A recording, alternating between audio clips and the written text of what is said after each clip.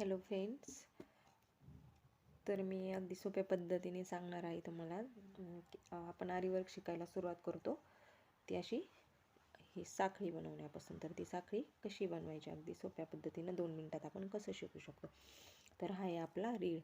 तर हा रीळ धाग्यासारखा नाही, म्हणजे वायर असतं ना, ते धाग्याचं शिकताना लवकर तुटतो सारखा, मध्ये मध्ये तुटतो आणि आपली सुरुवात असल्यामुळं व्यवस्थित जमत नाही, त्यामुळे वायरचा रीळ घ्यायचा सुरुवातीला शिकताना.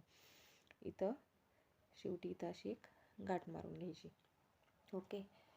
आणि असा रीळ आता हा खालच्या साईडनं असा डाव्या हातामध्ये पकडायचा, असा बोटामध्ये धागा, उजव्या हातात ही सुई पकडून, सुई आहे ही 14 नंबरची, सुईनं धागा असा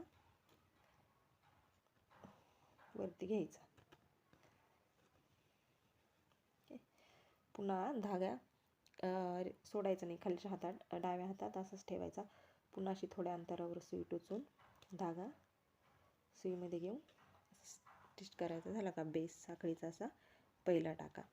पुन्हा तेवढ्याच अंतरावर सुई हे करून डाव्या हातातला धागा आणि असं खेचून घ्यायचं, म्हणजे अशी साखळी तयार होत जाते आपली हळूहळू.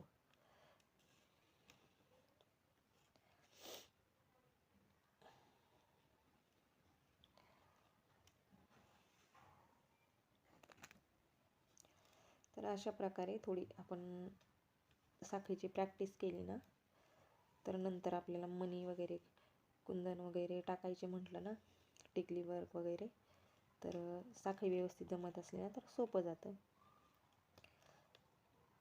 ह्याच पद्धतीनं डाव्या हातानं खालचा धागा सोडून घेऊन असा खेचत जायचा आणि आपली अशी साखळी बनत जाते.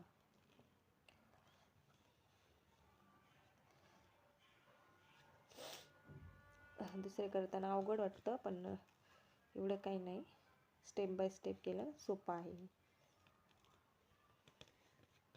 अशीच थोडी साखळीची प्रॅक्टिस केली ना तर शिकणं सोपं होऊन जाते. अशा प्रकारे ही आहे साखळी.